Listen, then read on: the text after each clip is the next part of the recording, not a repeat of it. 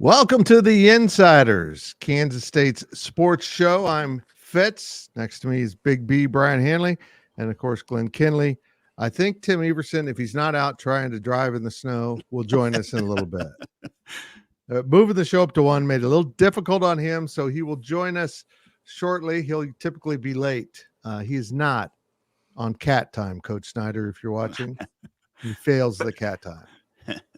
Fitz, I cannot hear you. I can hear Brian. I can't hear you. You can't hear me?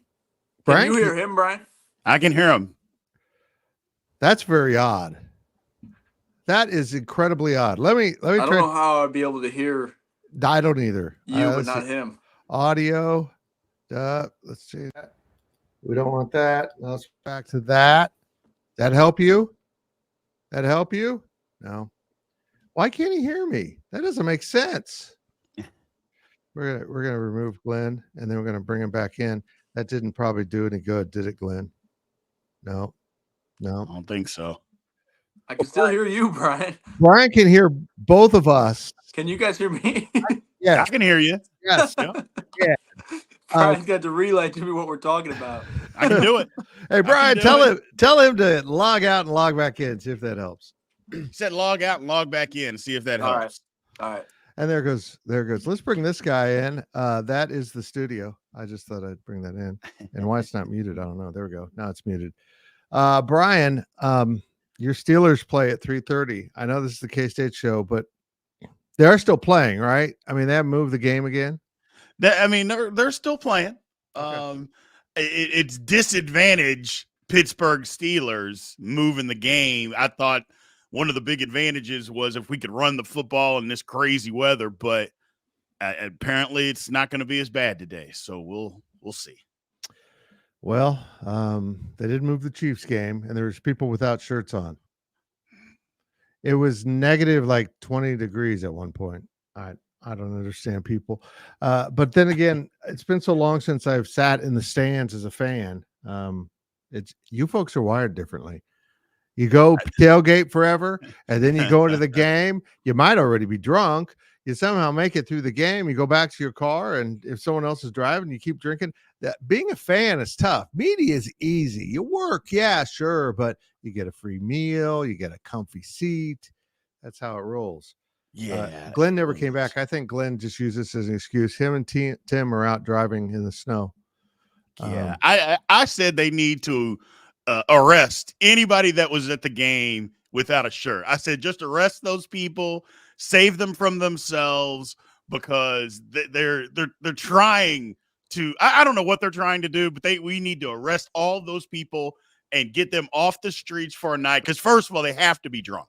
They have to be drunk. They have to have drank something crazy. We need to get all those people rounded up and just off the streets for a night, because that's insane. That's I agree. Wild. Glenn, can you hear me? I can hear you. Yeah, you sound great too. Yeah. You know, it's the old man. Just restart. You know, just I'll be back on again. Did you unplug it and plug it back in?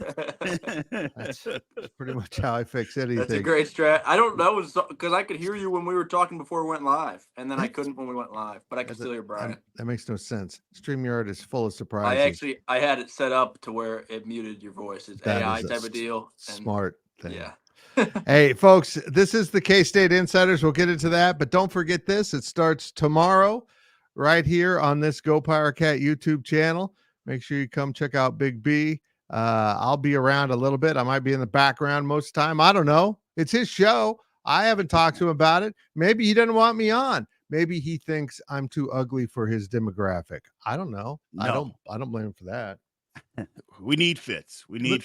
Let's start. I know what's on the front page image here, but let's start with the most important topic in K-State sports right now. The K-State women finally have broken in to the top 10 at number 7.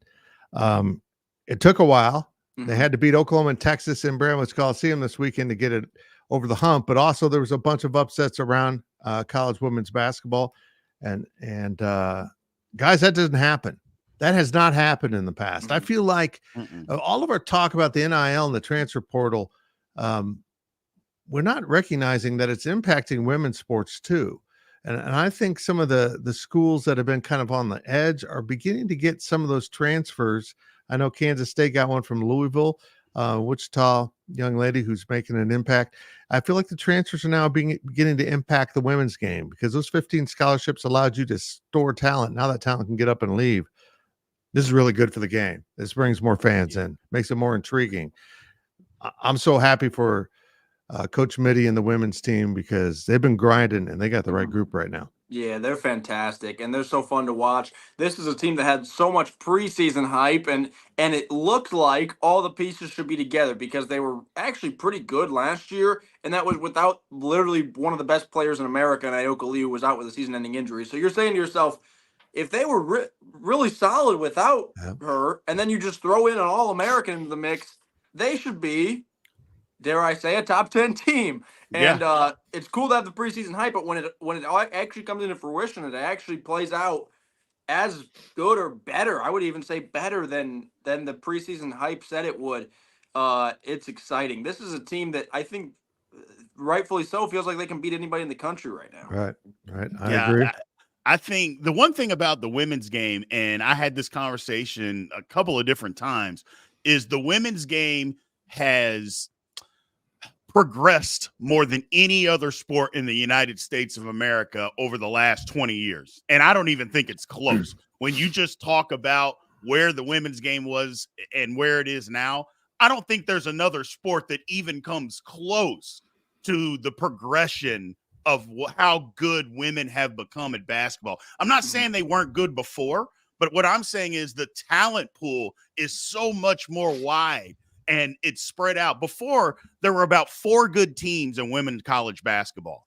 I mean, there were 4. There was Tennessee, there was UConn, and depending on the year, there may have been 2 or 3 other good teams. Stanford. And that was about it. Yeah. I mean, that was it.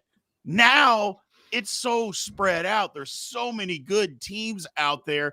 And you're right, Fitz. NIL in the transfer portal has changed everything. And it's just, you look forward to seeing the tournament because you don't know who's going to win. You know, even 10 years ago, UConn's going to win. Why do I even need to watch? Now it's not that way. It is just not that way. Like I said, I know a lot of people think the transfer portal kills college athletics. I'm just not one of those people. And especially for women's athletics, it's made a world of difference for everybody. Yeah. Hey, real quick, can we get some Wildcat women's basketball on SportsCenter sometime? I watch SportsCenter every night, and they show highlights of like everything that Caitlin Clark had to eat for the last 6 days, and every jumper that she took in warmups. And we got a really good top 10 team in Manhattan. I don't know if I've seen them on there, other than probably when they played and beat Iowa, and they were on there then. And even then, it was probably like 6 Caitlin Clark baskets, and then they go, and K-State wins. Blah, blah, blah.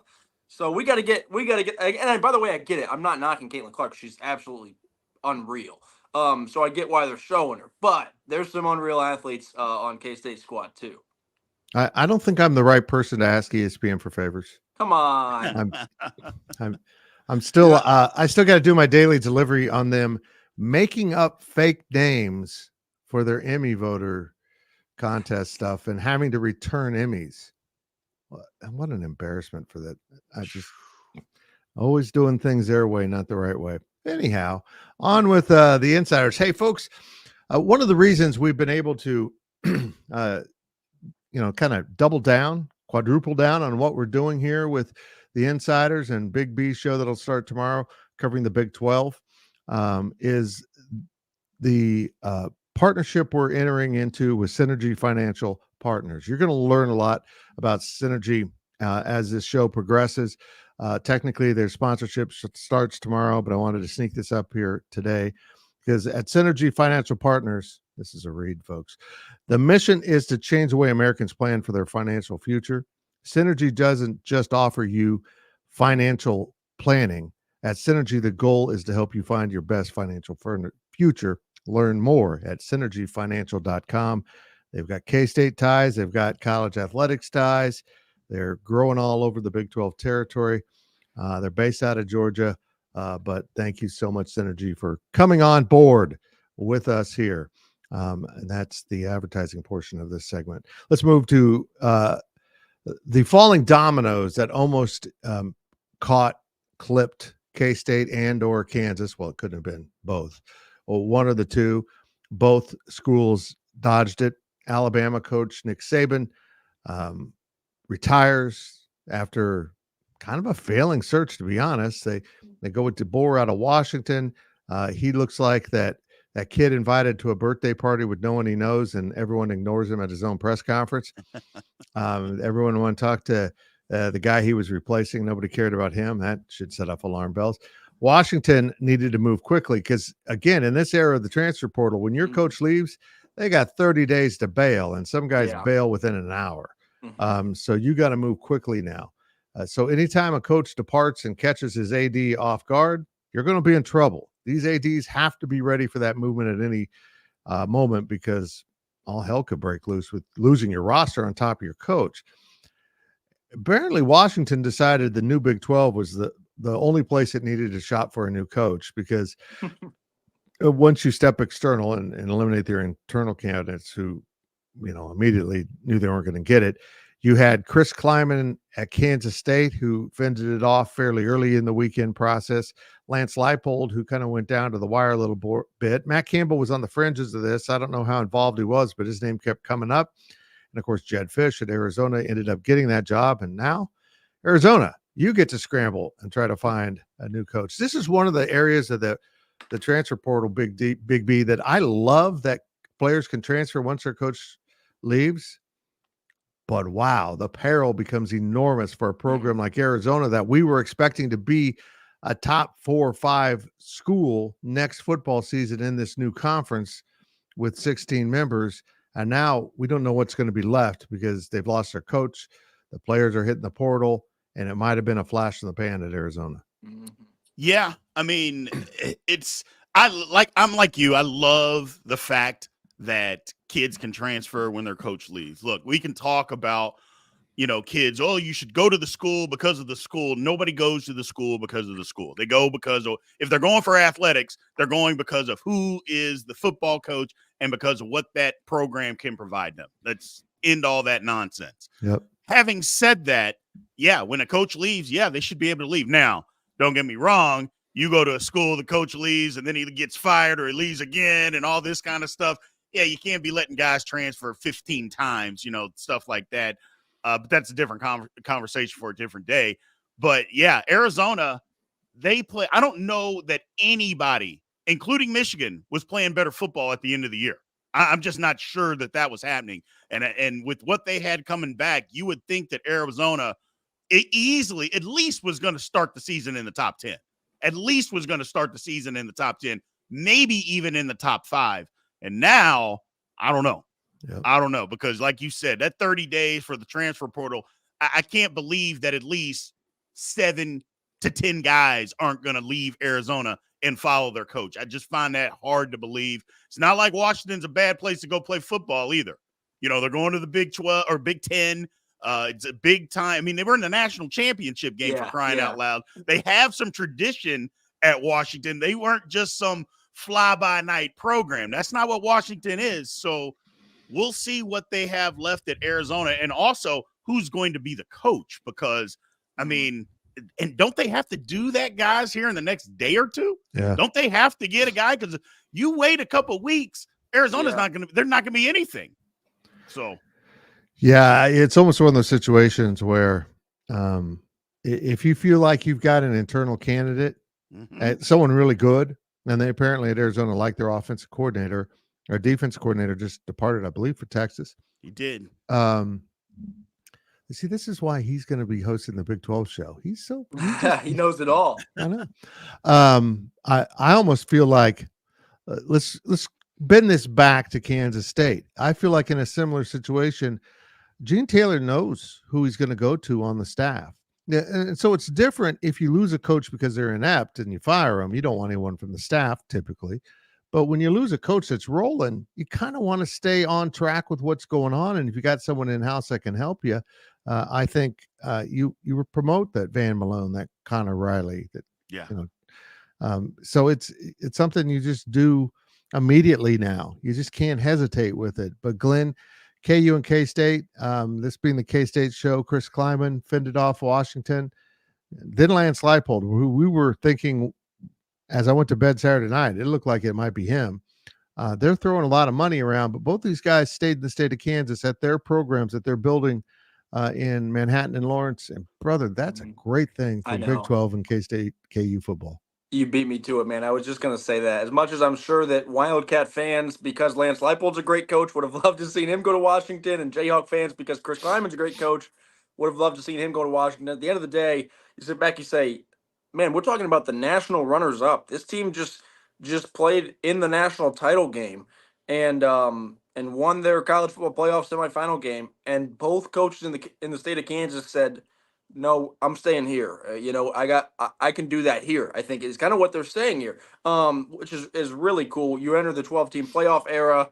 I think both these coaches feel like they have teams that can compete for a Big 12 title, and if you can compete for a Big 12 title, you can compete for a spot in that playoff. And so, yeah, it's really neat to see just kind of what can be done here. And I would imagine that has to help recruiting for both of them. If you don't think this is a big time program. I think it is, because I turned down a job in the Big Ten, and besides that, a job, from the guy who just left for Bama to replace him, because I wanted to stay here in the Sunflower State. So I would think it has a recruiting impact too, telling guys, one, how much you think this is a big time program, but also if the players want assurance that you're going to stick around. Nick Saban said that was part of the reason he retired, because he wasn't sure how much longer he could go, and players wanted to know he was going to be there 4 or 5 years. And he's like, I don't know if I can do 4 or 5 more years. So I would imagine that will help recruiting as well. Players want to know if you're going to be there, and you're like, you want to know if I'm going to be here? I just turned down this gig. How much bigger does it get? And Saban mentioned he was just worn out, Brian. Mm-hmm. Yeah, he did. He was absolutely worn out. Here's the thing. You talk about Lance Leipold and Chris Kleiman. Here's something else to think about it. Look, whether they were, I don't think there's any doubt they were going to get more money to go to Washington. I think that was clear that both of them were going to do that. However, Chris Kleiman and Lance Leipold are not getting fired at their prospective universities. That's not happening. You go to Washington within 3 years, if you're not winning, they're going to fire you. And that's the difference. What's my peace of mind? What's that worth? What is it worth to have, I don't know, just job security in a good job? It's not like these jobs are bad jobs. These are great football jobs. So what's that worth to you? Not to mention they're making a ton of money. So why go put myself out there in a place that I'm unfamiliar with? I don't have success. Lance Leipold, I think, could coach at Kansas until he dies for what he's done to that program. And literally until he dies, he can coach there for what he has done for Kansas. Chris Kleiman, as long as he keeps doing what he is doing, he's not going anywhere. Nobody's going to look for him to get out or anything. He is doing a great job. There's something to be said for that. Everybody always looking for the next big thing. I get that. Not to mention these guys aren't 38 years old either. That would be another thing. If you're up and coming, trying to make a name, these guys have made names for themselves. Sometimes you got to look at that and think, you know what? The grass might be greener, but the grass is pretty green right where I'm at. I think about DeBauer at Alabama, man. That poor guy, he could be a fantastic coach, and he could win, 10 let's say 31 games in the next 3 years, and they're going to say, out. What a bozo, get him out of here. Absolutely. And I'm going to be like, what? And hopefully, I think people would realize, hey, I was actually pretty good, and some other college would pick him up in a heartbeat. But man, the expectation, I wonder if that's how many guys said no to that job. I'm not saying he wasn't their first option. I'm not an Alabama insider. I know that shocks you guys. This is K-State insiders, not the Alabama insiders. But I do wonder if a couple guys were like, hey, I'm good on the Alabama gig because I'll be the guy who follows the guy who followed Saban instead of the guy right after. Absolutely. Well, there's something to be said for that too, is being the guy that follows the guy, because we have experience in seeing that happen. Think about Frank Solich. Frank Solich went to a national championship game. 2 years later, he was fired. National championship game. At the time, you were playing 11 games a year. The guy was averaging 9 wins a year. Not good enough. And Nebraska has never been the same. Nope. And they even bring in crazy, Bo Pelini. And he was winning 9 games a year. Not good enough. Get him out. I mean, what do you want? So it's like I said, it's like we've seen it happen before. And Nebraska's program at the time was at the top of the heap. It was literally at the top of the heap. And because of crazy fans, crazy boosters, it's crazy. Now they're an afterthought. Literally an afterthought. Look who it is. Is he in a ditch? Whoa. He's not in a ditch. You look like you're snowbound. Yeah, is that snow behind you? Bigby, I don't know why it's decided you're going to be in that slot today, but you're stuck, man. That's all right. You're stuck. I like it. I like having you. It's like we're the big bookends of this podcast. Big bald bookends. Yes. Mr. Everson, welcome. Hello. Let's back up. I want to get your thoughts on K-State women getting to number 7 in the top 25. Deserved, obviously. Long overdue. I think that a lot of voters, women's basketball is so weird because, first of all, I'm sure as you guys brought up, no one ever loses, and so it's hard to really break into that top core. And the second thing is, it's hard to kind of follow the entire country. I mean, it's just games are kind of spread out. ESPN Plus has made that a lot easier because a lot of those games are more available than they used to be. So it just takes longer for, stories like the K-State women to kind of reach, voters in Connecticut and Idaho and wherever they might be, especially those two states, though they're the worst. No. But man, they're so good. They're so good. They are good. We were talking earlier today in the newsroom about, our plans of postseason stuff. I mean, we're already starting to kind of look into that. Luckily, they're going to be good enough that they're going to get to host a couple games as long as this keeps up, which, barring something terrible, it seems like that, is the case. But they're the real deal. I mean, you can have your arguments about, well, Texas didn't have their starting point guard and, things would have been different. But it's just, that's the way it is. You don't know. You don't know what's going to happen. Yep. They're for real. They're for real. And they got a game versus Baylor around the corner. That'll be another big test. But I don't know. I mean, every other mediocre to fine team that they've played, they end up winning by 20. Yeah, at least. They've been running teams out of the gym and competent teams. It's not obviously Absolutely. they're non-con, but even conference games or even the non-con Power 5 games they had, they were just obliterating basketball teams that were beating other teams. Well, look at North Carolina. I mean, North Carolina is a good team. Yes, they are. And they slapped them around. Yes, they did. Well, I like it, guys, because they've done it in a multitude of ways. Like Iowa wants to get up and down, up and down. K-State went there and beat them. And then they can slug it out with you as well. Absolutely. And teams don't want to slug it out because Ioka, she's too good. She is way too good for you wanting to try to slug it out. So teams are wanting to run up and down with K-State. Well, K-State can beat you that way. So that's why they're so good, is because any style that you want to throw at them, they got something for you. I love it. I absolutely love it. And I'll say this. I mean, if their guards are hitting threes, it's over. Yeah. It's over. What are you going to do? Yes. How are you going to stop that? How are you going to beat them? You got to get out on our guards now. Yeah. And also we have a player who has shown she can score 61 if you don't guard her. So Absolutely. And I'll say this, Tim, correct me if I'm wrong. I think you probably follow them closer than I do.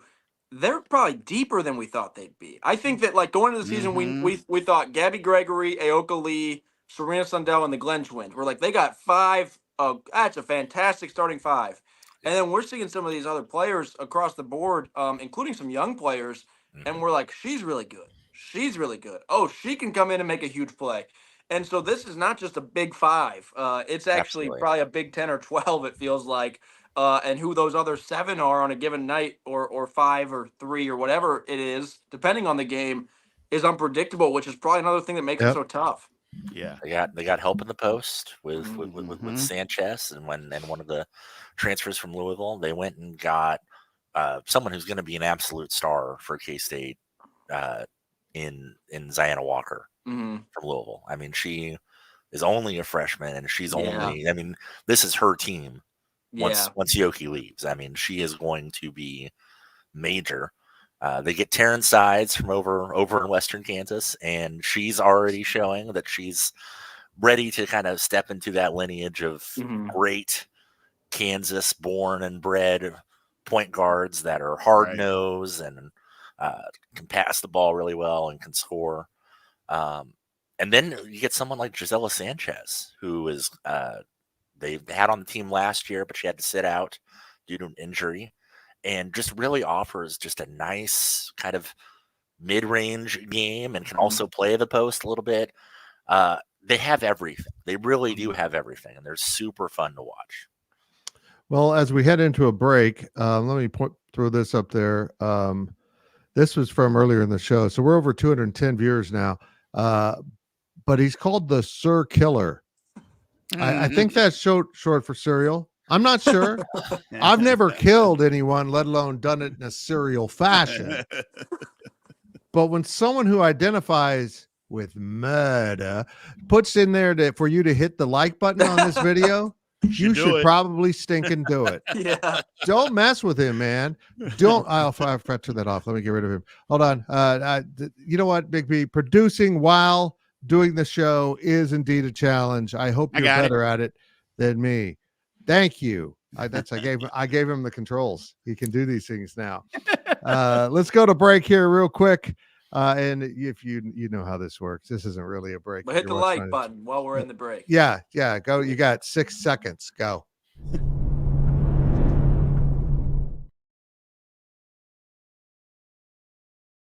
We're back on the Insiders, the K-State Sports Show. We want to refer to it as the K-State Insiders, but there's some licensing things there. So the bigger issue, K-State wouldn't care. The bigger issue was the Big 12 Insiders needed to be the Big Insiders, the Big 12 Sports Show, so that we didn't actually use Big 12. Because I like Brett Yormark, but he'll come after my ass. I know it. He will run me down. I like him too, but he seems like a guy I do not want to be on his bad side. I don't think I want to piss him off anytime soon. Yeah. I'm afraid he's going to invite me over to his table. Even at the Big 12 basketball tournament, people weren't thrilled about the seating, and I'm like, hey, Brett, thanks for letting me in, man. This has been fun. There was some food up there. There was drinks. It was warm. I just want you to know I appreciate it. And I appreciated the fact when I kissed his ring, it had strawberry flavoring. So, I think that was a prelude to the Pop-Tarts Bowl. Let's get back to Chris Klieman. Guys, I think he's staying. I don't think he's going anywhere. Iowa remains the one school that intrigues me as a possible place where he might depart if that came open. But I think he's going to be one of these coaches, and I can't speak about Lance Leipold falling into this, that might retire earlier than he would have because of the added stress from the NIL and transfer portal. I don't know. I don't want people to think that he's going to leave tomorrow, but I think the era of young coaches kind of evolving into the senior coaches 70 years plus, those days might be numbered. I don't see many guys getting into their 70s and even upper 60s with this wear and tear on coaches, but that might work to K-State's advantage because I think he's settled in for the Hall.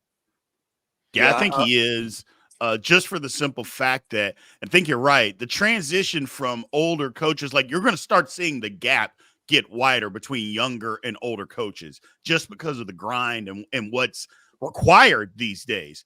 But also, here's the thing, and again, not taking this away from Coach Klieman or anything like that. We were talking about Coach Saban earlier. It's like, if you think about it, a 72-year-old guy that has more money that he can spend, has nothing to prove at his profession. Can you find a 72-year-old guy that's not retired at that point? And that's the thing to think about. So who do we know that's 72 that has those things that isn't retired? Fitz. So, that's just a weird fact is that those guys are retired. So I think we're going to start seeing more of that. We don't have anything to prove. They're paying coaches a ton of money. When you get to a certain point, I think you're just going to see guys say, you know what, I'm done. Yep. I agree. I totally agree. I'm with you. I think I would be shocked if he went anywhere else. I think he's happy at K-State. I think he's like, man, I think we can win here. I'm happy here. I like my staff. He's gotten in the groove of recruiting here. He did that rather quickly. I don't think he. I guess the only my dad and I have joked around before, but if the Iowa job opened and they hired Gene Taylor as their AD, then maybe I'll let you be a little It's bit done. concerned. Yeah. Until that happens, I just don't see him leaving. I think he loves Kansas State.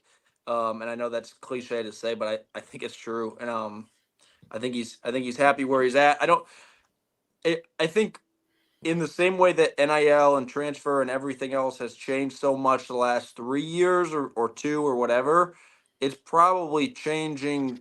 It's going to be maybe worldly different 2 years from now. And Yeah. so I don't know what that looks like. And is there a way just for him, and I don't mean just Chris Klieman, but for head coaches or coaches in general to get a time where they can breathe? Like, because right now it's like you have to recruit your own roster, you have to game plan, you have to recruit the transfer portal. You have to recruit high school kids. You have to fundraise for NIL. You have to speaking engagements. You like those guys don't have a second to breathe. Like they don't.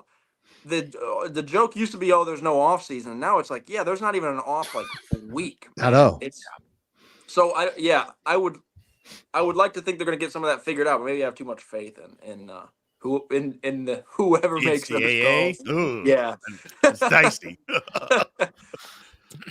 Tim, he's staying, isn't he? Yeah, I think it's the Gene Taylor thing. Yeah, mean, I agree. He's said it multiple times. It's now been codified in a contract.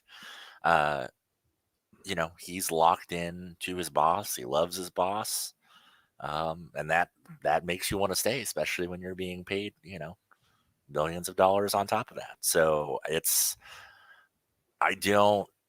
was talking about this earlier.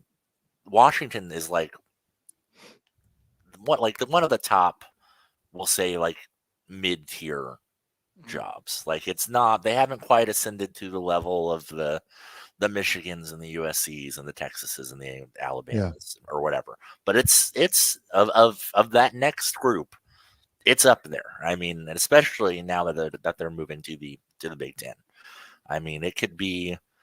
I think that's why so many people were surprised that DeBoer jumped, because why not stick around and build it into your own powerhouse instead of? But the answer is money. The money probably helped that, but well, I don't know. And if you succeed in following Nick Saban, he's a legend. You kind of immediately attach legendary status to you from him.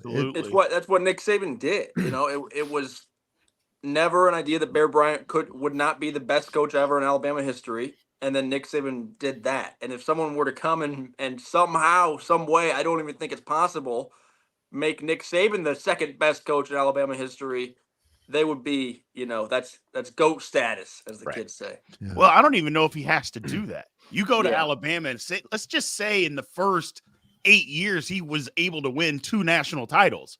If he can go and do that, then he's set. I mean, that's an granted, they're never going to be satisfied in Alabama, and I get that. But you go and win 2 national titles following Nick Saban under the circumstances on what NIL and transfer portal is right now. If it doesn't change, then that guy, I mean, just like you said, he goes down as one of the greatest coaches ever. Yeah, yep. And I think I could be wrong, but I feel like their brand has to have some recruiting power, that he's going to go there. 1,000%. And there are certain kids, 4-star, 5-star kids, that they don't care who the coach is. They don't care who the position coach is. It's Alabama. You gave me an offer from Alabama, I'm in. I'm going. And so he's probably going to find that out rather quickly. Like, oh man, people want to play here. And by the way, I'm giving you an offer from Alabama, and I'm giving you the 2 cars and whatever else you're getting from the NIL. So I think recruiting to Alabama, I can't imagine it's an uphill climb. No, you get a kind of a running start, don't you? And their NIL process is in place, and it's good. And I think that's another factor now when coaches are moving. The NIL exists outside of the athletic department structure. So you don't know who exactly you're going to be dealing with, how ethical they are, how much money is actually there from the boosters. You don't have any actual functional control over that. And I think that unknown adds to the maybe terror of switching jobs when you like where you're at. Bill Snyder made a conscious decision when he turned down UCLA in the early 2000s, or early 1990s, before the turn of the century, my favorite phrase. He made a conscious decision that I can make more money, be at a bigger program, maybe have a more reasonable chance on an annual basis to compete for a national title. But I'd rather be happy because I'm happy in Manhattan, Kansas. They pay me well. I like my program. It's my program. And, I like when coaches make that decision. And I think Matt Campbell's doing it at Iowa State. I think Lance Leipold's showing he's going to do it at Kansas. And if the Big 12 can find a bunch of guys like Kyle Whittingham, then you know what? This conference is going to be pretty damn stable. But it's my understanding, Jed Fish basically said at the team meeting, guys, I'm gone. Bye. And that's, you know what? As good as you were on the field in Arizona, that might have been a bullet dodged. If that's how he treated his players at the end of the day. Fitz, I had a question for you boy. about Coach Snyder. When did you, as media, stop hearing his name being brought up? Well, that's interesting because this is from the chat. I was going to bring this up. Abe wants to know when that will come with Klieman. Part of it eventually was age with Coach Snyder, but it wasn't long after the 2003 title when he showed no signs of wanting to move. Of course, then he retired a couple years later. And what's interesting always about his career arc for me, he went from a coach that many people found annoying. They didn't like the way he did it. They thought he was mean and old and crusty, which wasn't anywhere close to the truth if you dealt with him on a day-to-day basis. Demanding, yes. Has a way to do things, yes. But he was actually really a pretty funny man, and he's a very caring man. And that seemed to be his image after 3 years of retirement and coming back. It was like the grandfather's back. It's like, hey, we love him. And at that point, I think everyone realized he's not going anywhere. But it was pretty. You were on the edge of your seat a lot early in his, the 1990s because he was winning at a high level. He was exactly the kind of guy that someone would come and get, but he kept saying no. And coaching searches back then weren't as visible. There wasn't the social media. There was basically talk radio. So it was a different world. He didn't hear all the rumors. And honestly, as reporters, we didn't feel the urgency to dig in on all the rumors because there wasn't a frenzy on social media. And honestly, we were at times flying blind with what was actually in demand for coverage. We now know coaching searches are in demand. People get fired up. So, it took a while, but they got there. And honestly, I don't know if we'll ever get there because of the changing nature of college sports. We're entering an environment here where two conferences are going to have the financial advantage over all of us. And unless the ACC kind of blows up and the Big 12 gets all the key parts and closes that gap financially, this is going to happen on an annual basis. This will be their minor league coaches that they're going to come trying to steal and promote to the big leagues in their brain. So I don't know. It is an interesting question, though, this idea of like, okay, if he shuts down these rumors and stays at K-State and does this, for the next 6 or 7 off seasons, in that 8th off season, there are people still like, he might he's probably going to go to Ole Miss. He's leaving. Yeah, he's gone. Like, I don't know. How many does he have to shut down before people start being like, hey, I wonder if that guy might stay there? Yeah. Well, what I would worry is, or say I don't worry, is because, okay, you look at the K-State job. You look where it is in the Big 12, and then you think, okay, what other job makes me better? If I'm a coach, what other job out there am I just better? Because you don't leave a situation unless you think you're getting into a better situation. That doesn't make sense. He's not an up and coming coach where you're just taking a chance. He's past that. So now if he goes to a job, it's got to be a job to where I am 100% ascended, and this is a much better situation where I'm at. Well, how many of those jobs actually are? I know we talk about names. Names is one thing, but just like you brought up UCLA, is UCLA a better job? I know it's going into the Big Ten. I go, but there's several jobs in the Big Ten that K-State is a much, much better job than a job in the Big Ten. So that's the whole thing. You got to think about that before. And I know what a lot of people are going to say. Well, it's K-State. It's out in the middle of nowhere. Okay, that's fine. But K-State football is still really, really good. Yeah. So think about that the next time we start talking about that. Coach Klieman is not going to put himself, or not just him, a reasonable coach at this level isn't just going to say, well, I'm going to take a lateral move. Well, why would you take a lateral move, especially at his age? That's insane. People aren't doing that these days. I don't know that they ever should do that. Sometimes the perception of a job or where it is, people sometimes think that it's actually a better job when it's not. Yep. And I think that has a lot to do with this. K-State is a much bigger and better job, especially to coaches, because I think coaches know. I really think coaches know that K-State is a much better job than what maybe nationally is being perceived. I just want K-Staters to know that as a journalist who covers K-State, has covered a lot of comings and goings of coaches, retirement of a legend, and all the chaos on the basketball side. I've been through this a lot. I'm at a point in my life where I'm not afraid to use my cancer diagnosis for good. And what I mean by that is I've told Chris Klieman and Jerome Tang, I can't break in a new coach. You can't leave. You can't. I'm done breaking in new coaches. If I have to break in a new coach, I might die. I just kind of heap it right on them. You could kill me. I just like you announce I'm dead because I don't. So I'll use that for whatever purpose. I also use it for free lunches and drinks. So, there you go. And to get out of trouble. Oh, I'm sorry, I ran that stoplight. It's my cancer. Let's turn our attention to K-State basketball. They blew an opportunity. There's no way around it. They had Tech beat. They went on an incredible 20-0 run. How you end up losing a game in which you had a 20-0 run to end the first half is beyond me, but they kind of lost their way in the second half. Tech was a little more tough and more disciplined. Too many turnovers. But guys, I got to admit something here.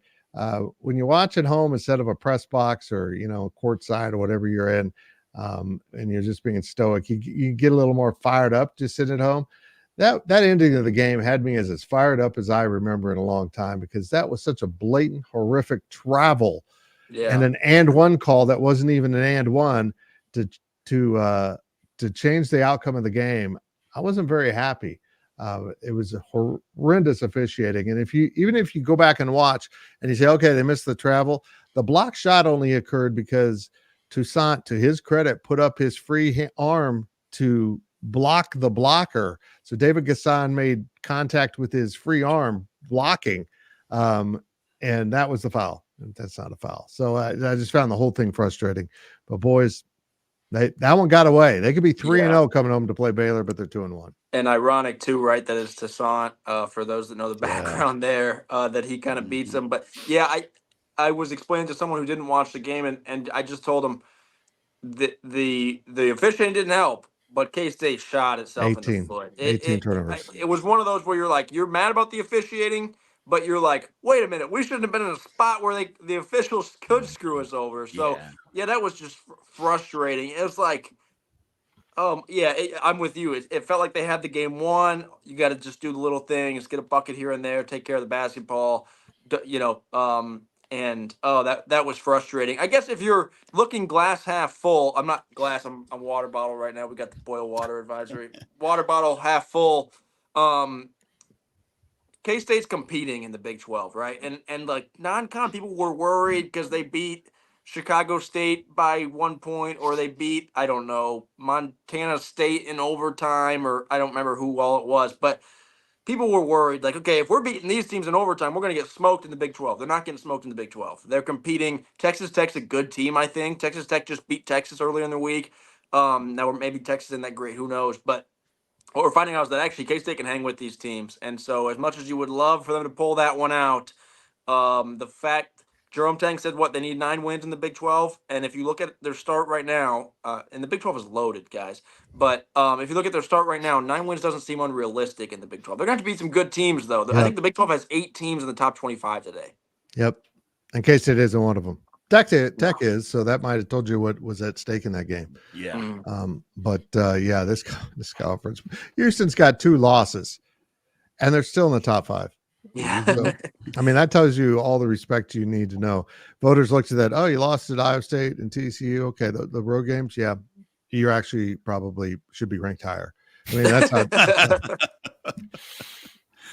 Tim, this basketball team looks like they're carving out an identity. This isn't the high flying, up and down, show that we saw last year, but they're beginning to figure it out.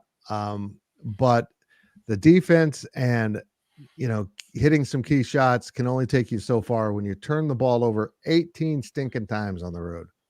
Yeah, it's. I hate to make this comparison but it is a little.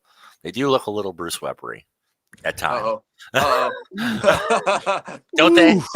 I mean, Fitch is gonna puke.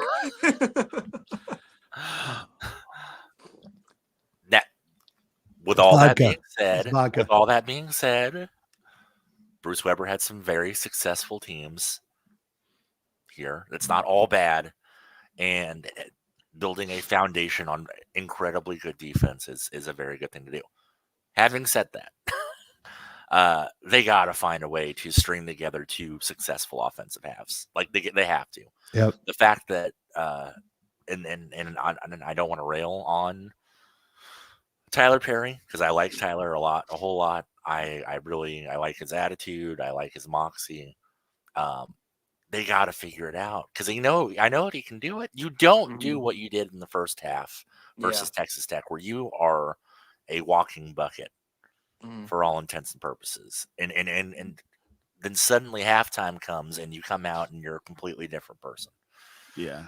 You got to find a way to string that together. I mean, if the half hadn't ended where it ended, K-State may have had a 30-0 run. I mean, that's just how hot and ridiculous they were. But once they find a way to just play a full game, they can beat anybody. Yeah. I mean, they have size. They have, again, incredibly good defense. They have guards that can do things. Kaluma can be a game changer whenever he's locked in. But they got to find a way to find some consistency offensively. On the women's side, they've got this gap goat. Tim, do you know what gap actually stands for? I don't know. I don't think it stands for anything. I think that's just what they call the gap, the three defensive stops. Yeah. Okay, that 3 defense. I think the men need something for offensively. A scoring goat. Yeah, and it's not just about scoring. It's about the number of dribbles, trying to eliminate that compared to the quality of the shot. Yeah. I mean, you're going to miss some shots, but boy, they're not good in late clock situations. The ball sticks with Tyler. He dribbles too much. And if he does pass it, it's usually in the final seconds where he's just passing it off for the turnover. And they got to figure that out. That's one area they got to streamline. But Jerome Tang admitted that he made a mistake going to Tyler at the end of the game, not because he couldn't make the play, but because part of the play was get him to the free throw line. And that wasn't going to happen. Yeah, they weren't getting many whistles. No. I love how he insulted. I love how he insulted the officials without actually insulting the officials. Correct. Yeah. Correct. I mean, and I think anybody that actually paid attention to that game could have think, unless somebody came out of there in a body bag, I don't think they were going to call a foul no matter what. I mean, it got to be that blatant. And I'm thinking, gee, many Christmas. But, to that end, look, we love Coach Tang and he's done an outstanding job, but you can't call timeout with 7 seconds to go. No. That doesn't give your guys enough time to just at least get the ball in bounds and take a breath about what you're going to do. I know it's enough time to get into what you're trying to do, but sometimes guys, okay, let's get it in bounds. Let's take a breath. Let's think for just 1 second. Okay, this is what we're supposed to do. With 7 seconds doesn't give you enough time. And K-State had plenty of time to call a timeout to get into what they were trying to get into. So I think that may have had a little bit more to do with it. I mean, the end of the game, though, I mean, just like you said, the turnovers, I'm like, your senior guard steps on the out of bounds line. I'm like, how does that happen? Yeah. I'm like, literally, how does that happen? or you don't know where you are on the floor and you're dribbling. Not, hey, I'm coming off a screen and maybe I go a little bit too far and I catch the ball. No. I just dribble out of bounds. And I'm just like, come on, guys. But that's what it takes to win in the Big 12 on the road. You have to be mentally tough. You just have to be. And if you make a silly mistake, the game will get taken away from you. And that's what happened. They had the opportunity. The refs weren't on their side, but they still had the opportunity, and they allowed the refs to be a part of it because of their mistakes. It's something to learn from, though. It's something to learn from. I think the guys will understand, and I think Coach Tang, again, him being one of the better coaches in America, is going to say, hey, guys, look, this is life on the road in the Big 12, but we gave this one away when we didn't have to. So. Yeah. Guys, I feel like K-State's I've noticed this, and I don't know if you guys have noticed, it feels like K-State players struggle when they are the primary focus of the defensive scouting report. I noticed it after, I think Cam Carter had a game where he probably had 27 or something like that, and he maybe had 5 or 6 the next night. Tyler Perry, I think about that with the first half, second half difference. Okay, second half, what was Texas Tech thinking? They're coming out and saying, shut down Tyler Perry. We don't care who beats us. That kid's, you better not let him score or you're going to sit on the bench. And then he doesn't do much in the second half. We've seen it with Arthur Kaluma a little bit too. It's almost like K-State needs either one of two things. They either need these guys to be so good, Tyler Perry to be so good that even when the defensive game plan is stop Tyler Perry, you can't do it.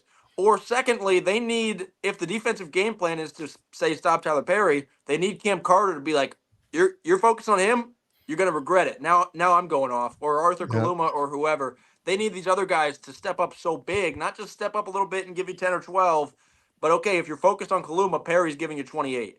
If you're focused on Cam Carter, Kaluma's giving you, however many. And that's what they need. Or, like I said, they need a guy who is so good. The best players, it don't matter. Well, they don't have that, though. Yeah, they don't have right now at least, it doesn't feel like they have a guy who, if the defensive game plan is to shut down X player, who can be like, I'm going to score 25 anyway. Right. They don't have that. And that's okay. I don't think you have to have that. I'm not saying K-State's going to win a national title. I'm just saying you don't have to have that guy that can, no matter what you do, is going to get you 28 points. You don't have to have that. But what you do have to have is other guys have the basketball IQ to understand, you know what, they're shutting him down. I'm still a really good player. If they're going to shut him down and put some focus on them, just what you said, Glenn, it's time for me to do my thing. Yeah. It's time for me and somebody else to do our thing and not get, okay, the first half I didn't get much. And that's kind of what it seems like, is that sometimes, okay, I didn't get much in the first half, so I'm not going to get much for the whole game. Yeah. You can't be that way. It's just got to be, hey, when it's my turn, it's my turn.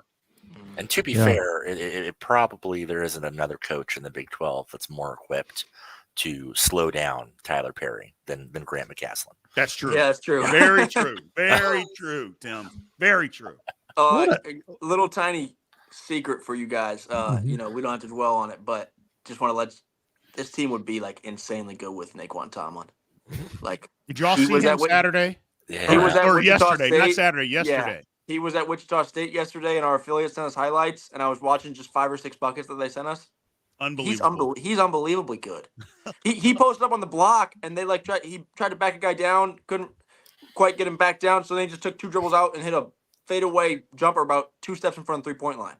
Imagine having him at the 4 and McNair at the 5. Gosh. And David at the 3. I mean, or Paluma. Or Arthur. What it is. It's just going to make K-State fans mad. Oh my God. It's just sickening. And I'm sorry, I don't mean to be the guy. I don't mean to dwell on all that drama or anything. But I seen his highlights yesterday, and I look at what this K-State team is missing, and we're talking about a guy who, if you focus on Tyler, a guy who can beat you, or a guy who is good enough to you can focus on him and he still will score. That's Naquan Tomlin. He's fantastic. And by the way, Memphis is on the verge of being a top 10 team. They went on a run yesterday. Yeah. It was unbelievable. And he was right in the middle of that. Yeah. Right in the middle of it, doing his thing. He's gotten bigger. His basketball IQ has gotten better. He just, because of those years that he didn't play basketball, his basketball IQ is so much better than what it was a year ago. It's just unbelievable. You're right, Glenn. I don't want to talk about it. I'm going to get depressed all evening now. Thank you. Oh, If Memphis Brutal. plays KU in the NCAA tournament, 80% of the arena might be purple. Oh, Oh, man. why do I have a feeling it's inevitable for Memphis and Kansas State to cross paths in the NCAA Oh tournament? gosh. It's something they will do. I was going to say the NCAA will do it. They will 100% do it. The committee would build an entire bracket around that possibility. Yeah, it would help K-State get to the Sweet 16 because they give them an easy pass just to make sure they meet Memphis. Yeah, no doubt. Guys, this show is the easiest thing in the world to host. I just went like 10 minutes without saying a word. It was fantastic. This is the kind of hosting I'm equipped to do, where I just sit here and watch you guys do the work. I could be a good supervisor too. Yeah. Word on the street is that during that span, we actually got like 80 more likes too. I know, probably. Hey, the less Fitz talks, the more likes we get. Of course, our favorite new poster, because we're very scared of him, the serial killer. I'm very scared. The Sir Killer. I know, but I'm filling in. You know what it's got to be. He's not going to confess here on this podcast that he's actually a serial killer. He's going to say, I'm a Sir Killer with SER. Terrible cover up, man. Yeah, it's horrible. It's like wearing one of those scarves that pulls over, but then it's got the face cut out. It doesn't work. It's you got to cover your face. Anyhow, he said, I know K-State got homered, but K-State didn't match Tech's intensity at the end of the game. Bingo. They didn't. They just didn't. Tech was very focused and locked in on what they wanted to do, and K-State looked a little lost, which, let's be honest, it hasn't happened much with Jerome Tang teams. Usually at the end of the game or into overtime, certainly, they're very cut out. They know exactly what they want to accomplish, and this was not good. It didn't help that Tyler Perry, in driving to the basket, when the clock started at 7.7 and he looks up and the clock says 7.7. Yeah, that was look, folks, that has a huge mental impact on you. Yeah, For that split second, you're like, what? That split second just breaks that, and then you don't know. Hold on, do I need to rush it up? Am I at 1 or am I at 3? I don't know. Yeah. That's wild. For our folks maybe who were watching who didn't watch the game, if you're wondering what we're talking about, they didn't start the clock on K-State's final possession. K-State inbounded the ball with 7 seconds left, and they never started the clock. Tyler Perry missed a shot. Tech, I think, got a rebound, and then Tech looked around like, how much time's left? Oh, it still says 7 seconds, and the refs were just like, hey, let's go home. How about if we go home? Yeah. And that was, I couldn't believe, I don't know what you do there, because which is bad officiating, because it's one official's job when the ball is in bounds. Their literal job is to make sure that the clock starts. Yep, they should have killed it on right every inbound. And they didn't realize until after the missed shot. They should exactly. I mean, and that's literally their job on every inbound of the basketball during a dead ball period, is to make sure that the clock starts. But hey, whatever. Very frustrating. Very frustrating. Guys, thank you very much. We appreciate our new partner here, Synergy Financial Partners, for sponsoring the Insiders and the Big Insiders. I'm telling you right now, folks, you got to pop in tomorrow. Check out the Big Insiders. I don't know what it's going to, I have no idea. Maybe Brian's going to come on shirtless and cuss a lot. I don't know. I'm letting him do his thing, but we'll have some publishers on from around the Big 12. We'll have some former players at point from around the Big 12. And I want to say this and be real honest. We're looking forward with this show. We're not just looking forward to doing it. We're looking forward with this show. So when we talk about this show is going to cover the Big 12, it's going to cover the new 12. Mm-hmm. It's going to cover the 16 schools that will be in this conference next year. Absolutely. If Oklahoma and Texas come up in a basketball discussion, we're not going to ignore that. But for the most part, we're going to focus on the new 12, the 16 schools that will be the Big 12, because why? We have a strong feeling they're going to be neglected in the media realm. So why not do our thing? I know our pals down at Sikkim 365 has been doing a great job with that, a marvelous job with that. This show will be a little bit more like this, a little freewheeling and having a little fun with topics. But it starts tomorrow in the same time slot, all week long, Tuesday through Friday, although I'll be hosting on Friday because Big B had a prior engagement. Is that a good way to say that, Brian, a prior engagement? I think so. Okay. That is it for this week's edition of The Insiders. We appreciate it so much for you listening. And if you didn't As they say in the biz, smash that like button. I know And a serial subscribe. killer, and subscribe to this YouTube channel. But I know a serial killer, and I will send him to your house.